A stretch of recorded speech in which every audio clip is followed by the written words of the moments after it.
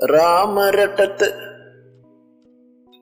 कोड़ी भलो, चू चू पड़े जो चाम। ये सुंदर शरीर किस काम का, जा मुख नाही नाम है। कहते हैं चाहे कितना बीमार व्यक्ति हो, रोगी हो, कोट भी लगा हो, यदि वो भक्ति करता है, सत्य भक्ति करता है, तो उसका रोग भी ठीक होगा, उसको मोक्ष भी मिलेगा। और जो सुंदर शरीर है, सारा दिन इसे के अपने देख रेख में इसी के गर्व करते हैं और भक्ति करते नहीं, कहते वो सुंदर शरीर किस काम का, जा मुख नाही नाम। फिर कहते राम रटत कन्या भली, और साकट भलो न पूत। बकरी के गल में गलथड़ा, जिसमें दूध न मूत। क्योंकि हमारे समाज में पुत्र को ज्यादा महत्व दिया जाता रहा है बिना ज्ञान के। वैसे पुत्र और पुत्री में हमें कोई भेद नहीं होना चाहिए, सब परमात्मा की आत्माएं हैं, अपने अपने संस्कार सब साथ लेकर आते हैं। फिर भी उस समय जो परमात्मा ये ज्ञान दिया करते थे कबीर भगवान, तो उस समय क्या कहा करते कि बेटी सत्संग में नहीं जाएगी, बेटे बेशक चले जाओ। लेकिन रिवाज तो थी नहीं भक्ति की, वैसे को दुख में वैसे कोई साधु संत के पास चले जाते थे गाढ़ा दूढ़ा लुवाने के लिए। फिर भी परमात्मा याद दिलाते हैं कि राम रटत कन्या भली। भक्ति अगर बेटी कर रही है, उस बेटे से 100 गुना अच्छी है जो भक्ति नहीं करता। वो बेटा कैसा है, जैसे बकरी के गल में एक थन जैसी खाल लटका करे, थन जैसी। तो परमात्मा कहते हैं वो तो व्यर्थ का बोझ है उसके गल में बकरी के, वो किससे काम की कोई नहीं वो खाल, ना दूध ना मूत, यानी किससे काम नहीं आती वह।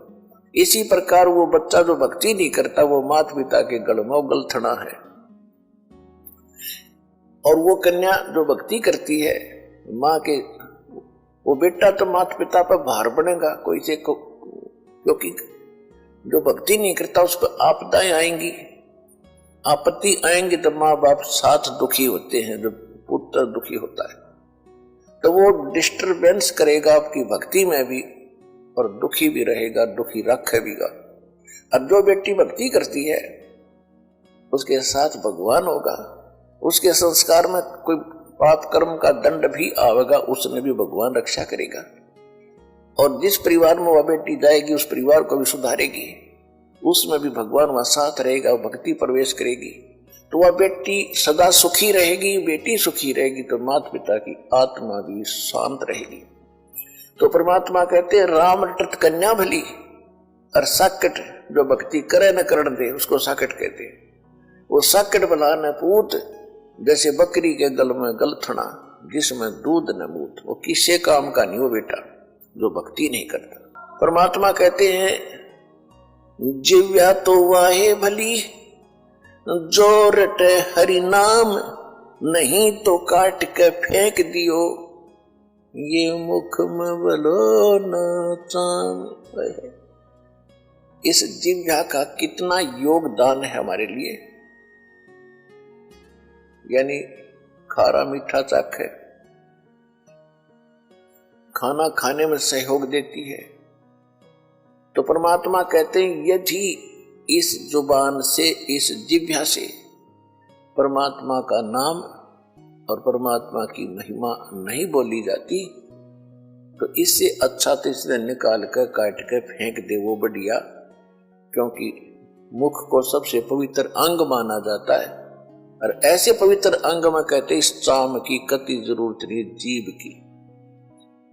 अपने आत्माओं ये सोच लेना परमात्मा क्या संकेत कर रहे हैं कि मनुष्य जीवन कितना कीमती है और इसमें भगवान की भक्ति कितनी आवश्यक है। यदि भक्ति नहीं करता तो इस जुबान से कोई तगड़ा है, ताकतवर है, गरीब को कोई ऐसा वचन कुवचन बोल देगा, उसकी आत्मा रोती रहेगी, क्योंकि उसका संघर्ष तो कर नहीं सकता, ताकतवर है। तो उसकी आत्मा दुखा दी, उस जीव रूपी तलवार ने उसका अटैक कर दिया, या किसी की निंदा करके लड़ाई करवा होगा, या किसी की गलत गवाही देकर पाप का भागी बनेगा। तो कहते इससे अच्छा तो भगवान या जीव कट जा जो भक्ति नहीं करते, तो भी कुछ पाप से बचे रहेंगे। तो इससे समझना भगवान हमें क्या संदेश देना चाहते हैं। परमेश्वर स्वयं आकर ही यथार्थ ज्ञान अपनी प्यारी आत्माओं को कराते हैं, क्योंकि यहां पर दो पावर हैं, दो शक्ति है। एक तो यह सरपुरुष जिसको ज्योत स्वरूपी निरंजन काल कहते हैं, इसको ब्रह्म भी कहते हैं। और आज तक इन ऋषियों ने ब्रह्म का ही ज्ञान है, ब्रह्म से ऊपर इनको कोई पता नहीं था। और ये ब्रह्म कौन है? ये काल है, 21 ब्रह्मांड का स्वामी है। इसको श्राप लगा हुआ है 1 लाख मानव शरीरधारी प्राणियों का नित आहार करने का, जिस कारण से इसने यहां सबको मिसगाइड करके रोका हुआ है, मूर्ख बना रखा है, सत्य से अपरिचित कर रखा है, भगवान का नामो निशान मिटा रखा है, और सब कुछ भगवान बना दिया। कहीं 2 ईंट लगाकर कोई बना रखा स्थान, वो भी भगवान मत्था टेको। कहीं मूर्ति बना रखी है, वो भी भगवान, और ये देवता भी भगवान, ये स्वयं भी भगवान। इनमें से कोई सा भी परमात्मा नहीं है। 21 ब्रह्मांड के अंदर जितने देव हैं ये परमात्मा नहीं है। पुण्यात्माओं, यही तो काम बिगड़ा पड़ा था कि हमने भक्ति मार्ग का कै ख भी पता नहीं, कै ख इंक्लूडिंग ब्रह्मा विष्णु महेश, ब्रह्मा विष्णु महेश को भी, और ऋषि में ऋषि जो सतयुग से लेकर आज तक जितने ऋषि हुए हैं, जिनको हम बड़े पहुंचे हुए माना करते, इनको भक्ति मार्ग का कै ख पता नहीं। और जिसी कारण से आज हम इतने अंधेरे में पड़े हुए हैं कि सत्य ज्ञान को सुनने के लिए हमारे पास वो हिम्मत नहीं कि हम सच्ची सुन लें, जिसके कारण विरोध हो जाता है। हम नहीं सुनते, झूठ बोलता है, और झूठ को सच मान ली। एक कहावत है कि एक झूठ को 100 बार बता दिया जाए ना, वह सच्ची बन जाती है, सच्ची दिखने लग जाती है। और जब सत्य सामने आती है तो वो झूठी ही सत्य आगे अड़ जाती है। तो इस काल ने ऐसा जुल्म कर रखा है कि भक्ति मार्ग का नामो निशान मिटा दिया। अब भक्ति कौन से भगवान की करे? ये परमात्मा नहीं, बताओ। और हम इनको सुप्रीम पावर माने बैठे थे, ब्रह्मा जी, विष्णु जी, शिव जी। ब्रह्मा जी की तो पूजा करते नहीं थे, लेकिन आदर की दृष्टि से इसको समांतर देखते थे, किसके? विष्णु और शंकर जी के।